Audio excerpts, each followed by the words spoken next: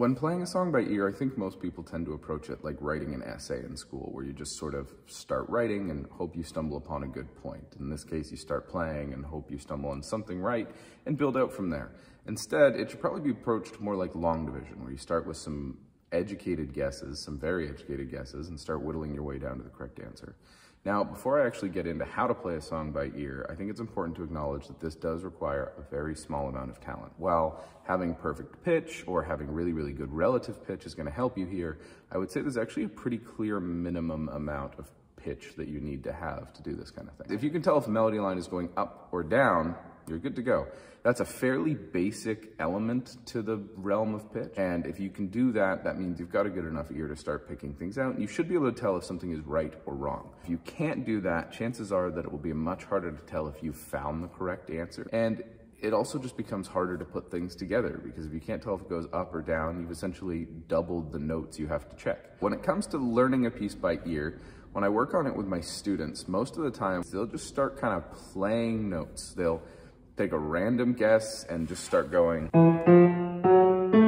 And this is where it would be excellent to know if it's going up or down, because if you can hear that you're off, you might be able to tell in which direction you start adjusting the pitch up. The reason this doesn't really work is because notes that are a fifth apart or a fourth apart, because that's just a fifth on its head, sound pretty much the same, especially on a different instrument. So while trying to find a note, the vocalist might be singing a C, and the student will end up on a G. And that sounds close enough to a C that they become pretty sure that they're right, but they know it sounds a little bit wrong, and nothing else they play after or before works with that G, and they just can't figure out why, because that G sounds right. Instead, I recommend starting with the left hand, the harmony.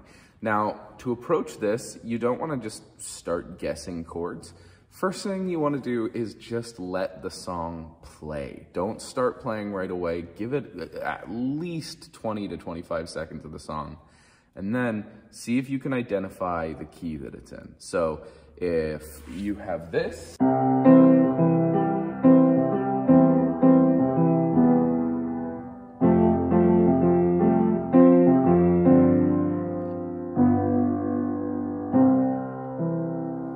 pretty clear that that last chord was home, so you have to identify where that bass note is. Right down there. You can find that, you've given yourself a key. So you want to find what chord is home and what is the bass note of that chord. From here, you want to start building the rest of the chord progression. Now, if you're doing video game music or jazz music or music from a movie, this is going to be a lot harder. The harmony is going to be a little more complicated, but working in a pop song, you're likely just going to have 3 or 4 different chords, and you want to see if you can just find that bass line. So after listening to it a few times, you might notice that they're doing this pretty consistently.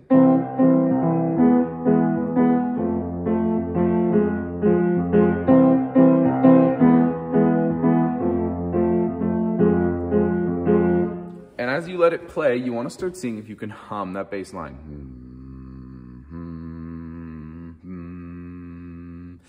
You want to lock that in before you start hitting notes, because if you can feel how it resonates within your mouth and within your body and in your vocal cords, it's going to be a lot easier to identify if you've got the right notes and also feel the distance between, right? When I go,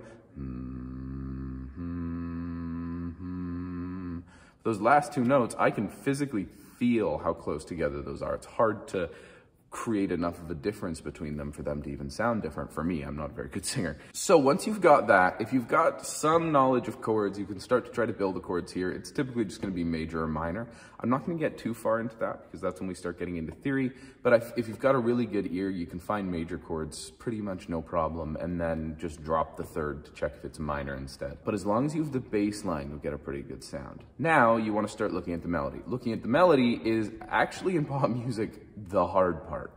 Despite it being the thing that people often do first, it's very, very challenging, because in pop music, melodies are complicated. People often say that pop music is simple. It's definitely the most common accusation leveled at the entire genre, but that's only harmonically. Melodically, pop music is wild, because a lot of the time, the artist has just written some kind of poetry and a chord progression, and they've got an idea for a hook or something like that.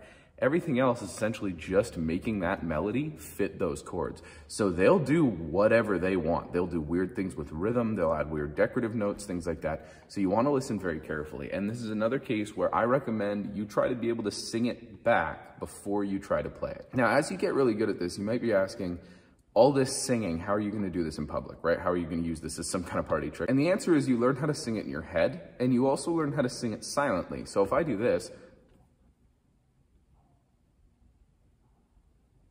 got a very fine stream of air coming from between my lips, like I'm about to start whistling, but I'm not whistling. This lets me essentially hum to myself without making any real noise. So that's the method. You want to first find the home key by listening to the song a little bit and seeing if you can hum the home note, the tonic note, the root note of the tonic chord. Then you want to start to build a harmonic progression, even just the bass line, especially for people that aren't super familiar with music theory, they're not comfortable building chords yet. Build that bass line. It adds a lot to the song to have a left hand in there at all. And it's normally going to be something repetitive, and then start to build the melodies. But everything you want to be able to sing before you play, right? You want to be able to actually know what it is you're looking for before you start to just hit notes and hope they sound right. To practice this, I recommend doing it once a day. This is like sight reading or like practice in general. It's not something you're gonna get good at just by doing a lot of it a couple times a month, right? Sitting down learning 20 songs by ear every first Wednesday or something like that. It's not gonna work. You wanna sit down and learn a song a day, even just taking 5 minutes to do some ear training, try to learn a song. And shake it up between pieces you've never heard and pieces you're super familiar with.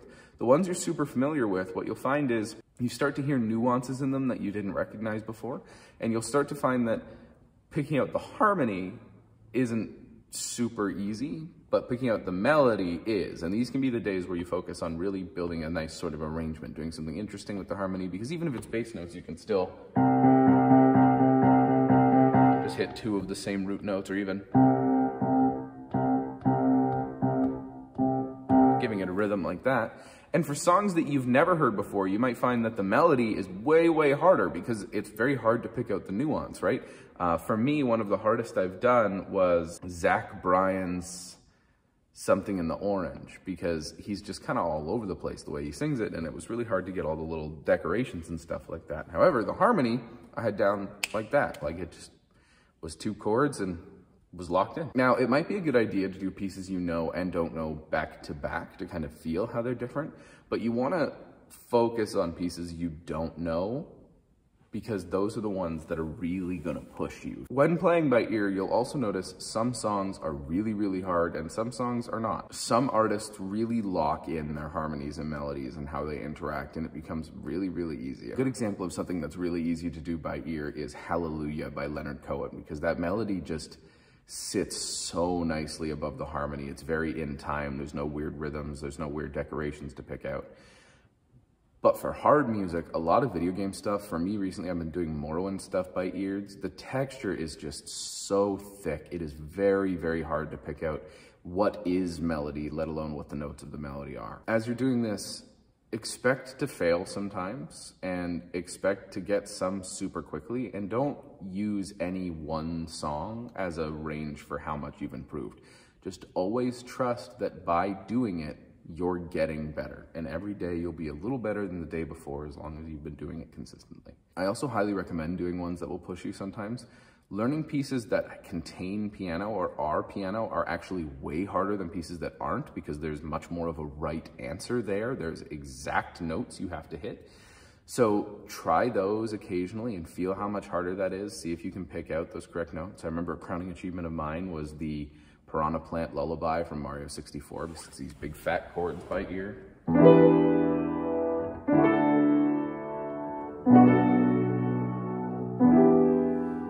Felt very good when I got that one down, but I also failed learning the Me Channel theme when I tried to do that way back, or the Wii main menu theme, the da da da da. And I'm gonna pretend that didn't take like 5 minutes to even get back under my fingers now. But I just completely failed with that one. It's the one in most recent in memory that was near the end of high school. I sat down to learn it and I just couldn't do it. I recommend choosing songs off of your chosen music apps or even YouTube's most popular of the day list. It helps me keep up to date with the music that's popular among my students and among my family, because and I think most musicians tend to typically listen to very niche things. So I hope this helps you learn some pieces by ear. I hope that you're satisfied with your results, and I will see you tomorrow with a new video.